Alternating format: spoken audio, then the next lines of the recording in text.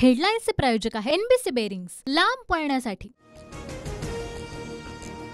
आयकर भरणाऱ्यांसाठी यंदाच्या बजेटमध्ये दिलासा नाही। स्लॅबची मर्यादा जैसे थे। नव्या कर प्रणालीनुसार 7 लाखांपर्यंतचं उत्पन्न करमुक्तचा निर्णय यंदाही कायम। कॉर्पोरेट करामध्ये सरकारकडून 8% कपात। कंपन्यांना सरकारच्या अंतरिम बजेटमध्ये दिलासा। कॉर्पोरेट कर 30 वरून 22%वर। पंतप्रधान आवास योजनेतून 2 कोटी घरं बांधण्याचं सरकारचं लक्ष्य। 1 कोटी घरांना सौर ऊर्जेतून 300 युनिट मोफत वीज देण्याचा संकल्प। तर आयुष्मान भारत योजनेचा लाभ अंगणवाडी सेविकांना देखील लागू होणार। 40,000 रेल्वे डबे वंदे भारतच्या कोचमध्ये बदलणार। मच्छीमारांसाठी रोजगारात 55 लाख नव्या संधी उपलब्ध होणार। पायाभूत सुविधांसाठी 11,11,111 कोटींच्या तरतुदीची अर्थसंकल्पातून घोषणा। रिसर्च आणि डेव्हलपमेंटवर 1 लाख कोटी रुपये खर्च।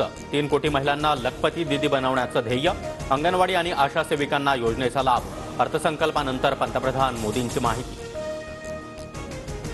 दिल्लीत जादूचे प्रयोग सुरू। अर्थसंकल्प म्हणजे जनतेला टोपी घालण्याचा प्रयत्न। जनतेला चिरडणं हाच यांचा विकास। अर्थसंकल्पावरून उद्धव ठाकरेंचं टीकास्त्र।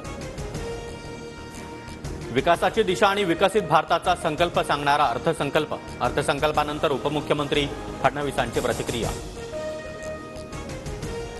विरोधक हेमंत सोरेन अटकेत आणि सोबत गेलेल्या अजित पवारांना क्लीन चिट। हीच खरी मोदींची गॅरंटी। रायगडच्या जनसंवाद मेळाव्यात उद्धव ठाकरेंची टीका। बारामती अॅग्रो कंपनी संबंधात रोहित पवारांची आज दुसऱ्यांदा ईडी चौकशी।